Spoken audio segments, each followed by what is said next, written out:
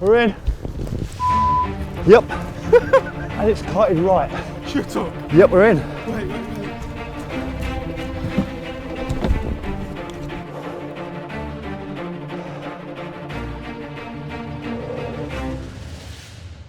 Well, you couldn't write it. This one has caught me totally off guard. We was just about to head back into that slightly deeper water, and this one has absolutely rocketed off the reeds. And there you go.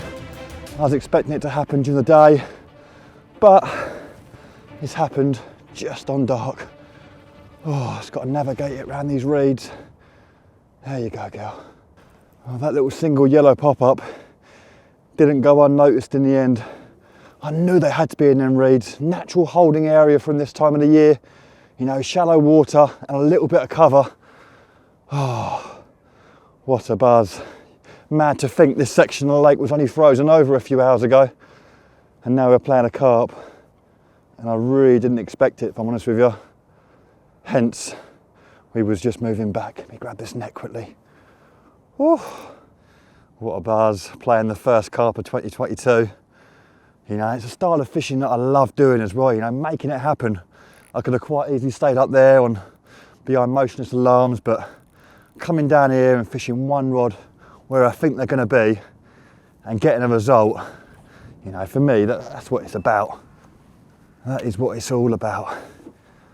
Oh, come on, baby, up you come. Nice seeing them in that clear water.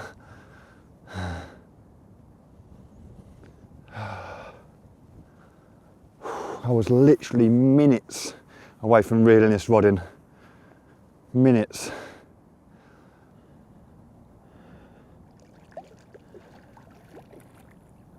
Plenty of life in it this time of the year.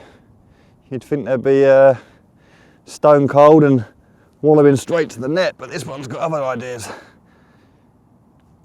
Here we go. Come on, straight up. There.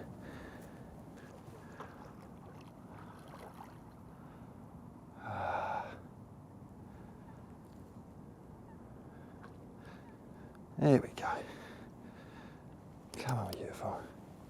There we go. First one of the year. Oh, man. Get in there. Hours of trying, hours of waiting. And it finally comes good when you really don't expect it. That's what carp fishing's about though, I guess. You just never know. What a buzz. Well, one I did not expect to be holding, especially this time of the evening. I almost gave up on that rod.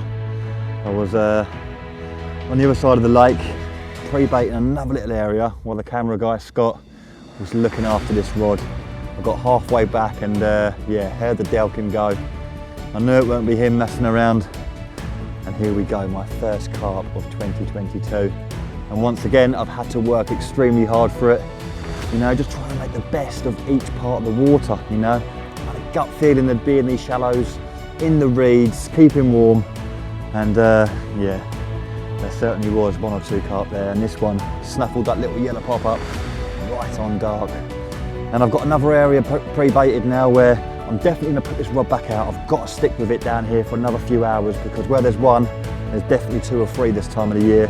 If it gets too wet or too cold, I'm going to head back up into that slightly deeper water. I'm already clipped up so I can get a couple of pop-ups in that little area. Maybe visit back down here first thing in the morning, but yeah, what a way to end the day. One I didn't expect to catch, but one I'm extremely happy with.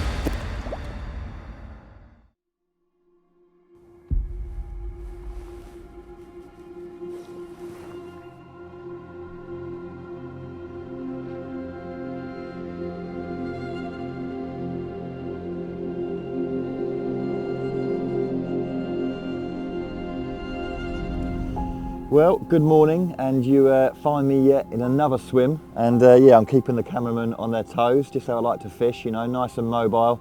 So you might remember me saying yesterday that, you know, I found another little area. So basically, midday yesterday, I came into peg 2 and had a couple of casts around with a bare lead.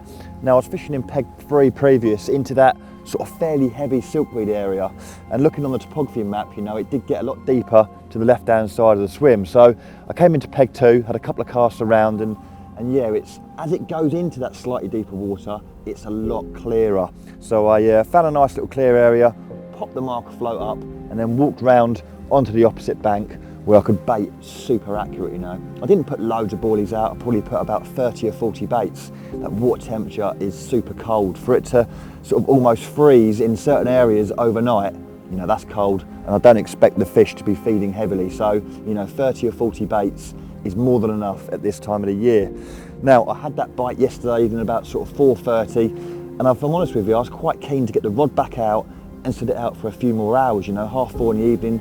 It's fairly early on, and these rods were clipped up, ready to go out at any particular time. And yeah, I sat it out till about 10 o'clock at night. The rain set in, it got fairly cold, so I came back round to peg 2, flopped these rods, bang out on the money, but nothing occurred, not even a beep. And you know, I'm sure they're out there. That's just me trying to utilise the whole lake, you know. I honestly think that my best chance of a night bite is in these slightly deeper waters, and during the day I'm potentially camping in these areas as the fish sort of go into the reeds, into the shallower areas. So yeah, I want to be fishing here through the night and the early mornings, and utilising them sort of shallower, weedier areas or reedier areas during the daytime.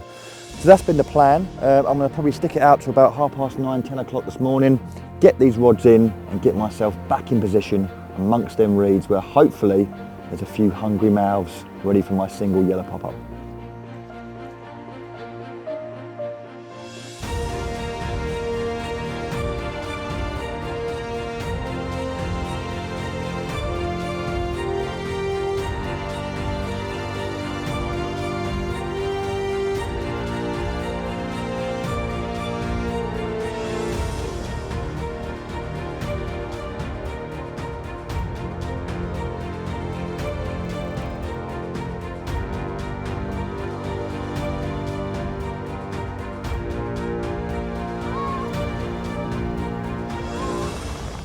I'm in.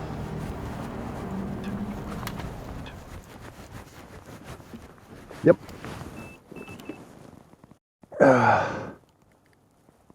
Yep, we're in.